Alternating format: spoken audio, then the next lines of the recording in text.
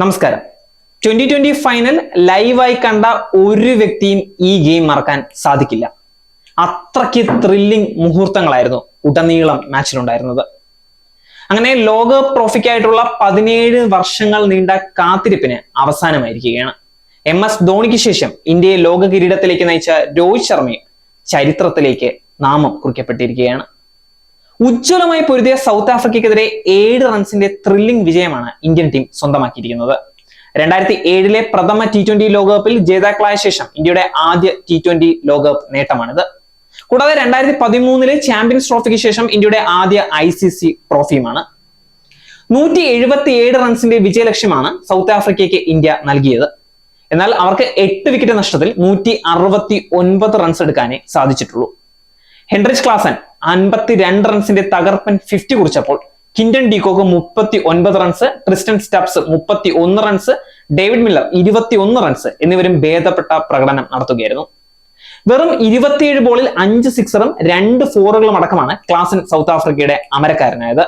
3 വിക്കറ്റുകൾ എടുത്ത Hardik Pandya, Jasprit Bumrah 2 wicket, Arshdeep Singh 2 wicket. ഇതിൽ ജസ്പ്രീത് ബുംറയുടെ 2 വിക്കറ്റ് മാത്രമല്ല, അദ്ദേഹം ആ സിറ്റുവേഷൻ അനുസരിച്ച് കളിച്ച കളി ഇന്ത്യ കണ്ടിട്ടുള്ളതിൽ വെച്ച് ഏറ്റവും മികച്ച ബൗളർമാരിൽ ഒരാളാണ് ജസ്പ്രീത് ബുംറ എന്നുള്ള കാര്യത്തിൽ സംശയം തന്നെയില്ല. അത്രയ്ക്ക് മികച്ച പ്രകടനമായിരുന്നു ഈ ടൂർണമെന്റിൽ ഉടനീളം ജസ്പ്രീത് ബുംറ ചെയ്തത്. ടോസിന് ശേഷം Indian captain Rohit Sharma batting തിരഞ്ഞെടുക്കുകയായിരുന്നു. 7 വിക്കറ്റ് നഷ്ടത്തിൽ 177 റൺസ് എന്ന മികച്ച ടോട്ടൽ തന്നെയാണ് ഇന്ത്യ പടുത്തുയർത്തിയത്. വിരാട് കോഹ്ലിയുടെ 76 റൺസും അക്ഷർ പട്ടേലിന്റെ 47 റൺസിന്റെ ഇന്നിംഗ്സുമാണ് ഒരു ഘട്ടത്തിൽ ബാറ്റിംഗ് തകർച്ച നേരിട്ട ഇന്ത്യയെ രക്ഷിച്ചത്. ശിവൻ ദുബെ 27 റൺസ് നേടി ടീം ടോട്ടലിലേക്ക് നിർണായക സംഭാവനയും നൽകുകയുണ്ടായി. ടൂർണമെന്റിലെ ഇതുവരെയുള്ള മത്സരങ്ങളിലെല്ലാം ബാറ്റിംഗിൽ ഫ്ലോപ്പായ കോഹ്ലി ഫൈനലിൽ യഥാർത്ഥ മികവ് പുറത്തെടുക്കുകയായിരുന്നു. 59 ബോളുകൾ നേരിട്ട കോഹ്ലിയുടെ ഇന്നിംഗ്സിൽ 6 ഫോറും 2 സിക്സറും ഉണ്ടായിരുന്നു. അക്ഷർ 31 ബോളിൽ 4 സിക്സറും 1 ഫോറും. ദുബെ ആവട്ടെ 16 ബോളിൽ 3 ഫോറും 1 സിക്സറും അടക്കമാണ് 27 റൺസ് എത്തിയത്. രോഹിത് ശർമ്മ 9 റൺസ്, ഋഷഭ് പന്ത് 1 റൺസ് നേടാൻ സാധിച്ചില്ല, സൂര്യകുമാർ യാദവ് 3 റൺസ് എന്നിവരെല്ലാം ബാറ്റിംഗിൽ തികഞ്ഞ പരാജയമായി മാറുകയായിരുന്നു. ഹാർദിക് പാണ്ഡ്യ 5 റൺസുമായി പുറത്താവാതെ നിന്നപ്പോൾ രവീന്ദ്ര ജഡേജ 2 റണ്ണിന് മടങ്ങുകയായിരുന്നു.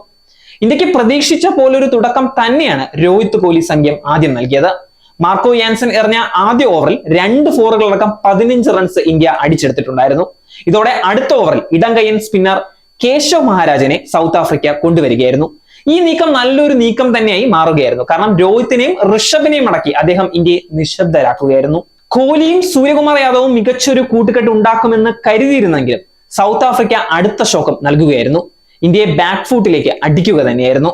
5ാം ഓവറിൽ സൂര്യയെ റബാഡ മടക്കിയതോടെ ഇന്ത്യ മൊത്തത്തിൽ പതറി. പുൾ ഷോട്ടിനെ ശ്രമിച്ച സൂര്യയെ ഡീപ്പ് ബാക്ക്വേർഡ് സ്ക്വയർ ലെഗിൽ ഹെൻറിച്ച് ക്ലാസൻ മികച്ചൊരു റണ്ണിംഗ് ക്യാച്ചിലൂടെ പിടികൂടുകയായിരുന്നു. ഇതോടെ ഇന്ത്യ 3 വിക്കറ്റിന് 34 മാറി. തുടർന്ന് 5ാം നമ്പറിലേക്ക് അക്ഷറിനെ ഇന്ത്യ പ്രൊമോട്ട് ചെയ്യുകയായിരുന്നു. ഈ നീക്കം നല്ലൊരു നീക്കം തന്നെയായിരുന്നു. കാരണം ഇന്ത്യയുടെ ദുരന്തത്തിൽ നിന്ന് അക്ഷർ പട്ടേൽ, വിരാട് കോഹ്ലി സഖ്യം തന്നെയാണ് ബാറ്റിംഗിൽ കരകയറ്റിയത്. 72 റൺസിന്റെ കൂട്ടുകെട്ടായിരുന്നു കോഹ്ലി അക്ഷർ സഖ്യം ഇന്ത്യയെ കളിയിലേക്ക് തിരികെ കൊണ്ടുവരികയും ചെയ്തത്. 14ാം ഓവറിൽ അക്ഷർ റൺഔട്ട് ആയെങ്കിലും കോഹ്ലി 50യുമായി ഇന്ത്യയെ മുന്നോട്ട് നയിക്കുകയായിരുന്നു. 48 പന്തുകളിൽ നിന്നാണ് അദ്ദേഹം ടൂർണമെന്റിലെ തന്റെ ആദ്യ 50 പൂർത്തിയാക്കിയത്. ഇന്ത്യയെ പോലെ ഒരു തകർച്ചയോടെ തന്നെയാണ് സൗത്ത് ആഫ്രിക്കയും തുടങ്ങിയത്. 3ാം ഓവറിൽ അവർ 2 വിക്കറ്റിന് 12 വീഴുകയായിരുന്നു. ഇതോടെ ട്രിസ്റ്റൻ സ്റ്റബ്സിനെ സൗത്ത് ആഫ്രിക്ക ബാറ്റിംഗിൽ പ്രൊമോട്ട് ചെയ്യുകയായിരുന്നു. ഈ ജോഡി സൗത്ത് ആഫ്രിക്കയെ കളിയിലേക്ക് തിരികെ കൊണ്ടുവരികയും ചെയ്തു. 58 റൺസാണ് 3ാം വിക്കറ്റിൽ സ്റ്റബ്സ് ഡീകോക്ക് സഖ്യം കൂട്ടിച്ചേർത്തത്. ഈ ജോഡി ഇന്ത്യക്ക് ഭീഷണി ഉയർത്തവെയാണ് സ്റ്റബ്സിനെ അക്ഷർ ബൗൾഡാക്കിയത്. അപകടകാരിയായ ഹെൻറിച്ച് ക്ലാസിൻ ഒപ്പമെത്തിയതോടെ കളി ദക്ഷിണാഫ്രിക്കയ്ക്ക് അനുകൂലമായി മാറുകയായിരുന്നു. തുടരെ സിക്സറുകൾ പറത്തി ക്ലാസൻ ഇന്ത്യയെ വിറപ്പിക്കുകയുണ്ടായി. രോഹിത് ശർമ്മ ബൗളർമാരെ മാറി മാറി പരീക്ഷിച്ചെങ്കിലും ഫലം ഒന്നും തന്നെ ഉണ്ടായില്ല. സ്പിന്നർമാർക്ക് എല്ലാം തന്നെ അടി കിട്ടുന്നുണ്ട് എന്ന് മനസ്സിലാവുകയായിരുന്നു. ഒടുവിൽ 12ാം ഓവറിൽ അർഷ്ദീപ് സിംഗിനെ തിരിച്ചു വിളിച്ച രോഹിത്തിന്റെ നീക്കം ബലം കാണുകയായിരുന്നു. ഡീകോക്ക് 3rd മാനിലേക്ക് ഉയർത്തിവിട്ട പന്ത് കുൽദീപ് യാദവിന്റെ കൈകളിലേക്ക് എത്തി. ദക്ഷിണാഫ്രിക്ക 4-ന് 106. ഡേവിഡ് മില്ലറിനൊപ്പം ക്ലാസൻ കടന്നാക്രമണം തുടർന്നപ്പോൾ ഇന്ത്യ വീണ്ടും പതറി. എന്നാൽ 16ാം ഓവറിലെ ആദ്യ പന്തിൽ ഹാർദിക് പാണ്ഡ്യ ക്ലാസിനെ പുറത്താക്കിയതോടെ ഇന്ത്യ വീണ്ടും കളിയിലേക്ക് തിരിച്ചെത്തുകയായിരുന്നു. ഡേവിഡ് മില്ലറെയും പാണ്ഡ്യ തന്നെ മടക്കിയതോടെ ഇന്ത്യ വിജയം മണത്തു.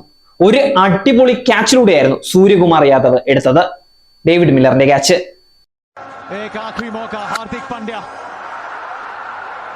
Long off, long off, long off, Surya Kumar Yadav, Surya Kumar Yadav ने पकड़ा अपने करियर का सबसे इंपॉर्टेंट कैच, एक low full toss, David Miller का विकेट, हार्दिक पांड्या।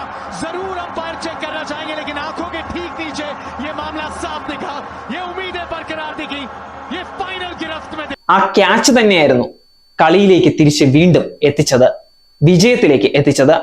കളി കഴിഞ്ഞ് എല്ലാവരും, ഇന്ത്യൻ ടീം മുഴുവനും സന്തോഷ തിമിർപ്പിൽ തന്നെയായിരുന്നു, ആനന്ദത്തിലായിരുന്നു, കണ്ണീരിലായിരുന്നു.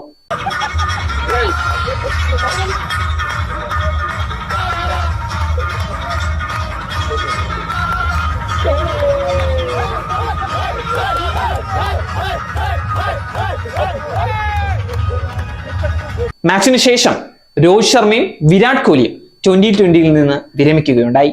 നേരിന്റെ വാർത്തകൾ നിങ്ങളുടെ വിരൽത്തുമ്പിൽ എത്താനായി സാക് ന്യൂസ് ചാനൽ സബ്സ്ക്രൈബ് ചെയ്തും ഷെയർ ചെയ്തും ഒരു ശരിയായ മാധ്യമ നിലപാടിന് പോകാൻ ഞങ്ങൾ നിങ്ങളെ ക്ഷണിക്കുന്നു.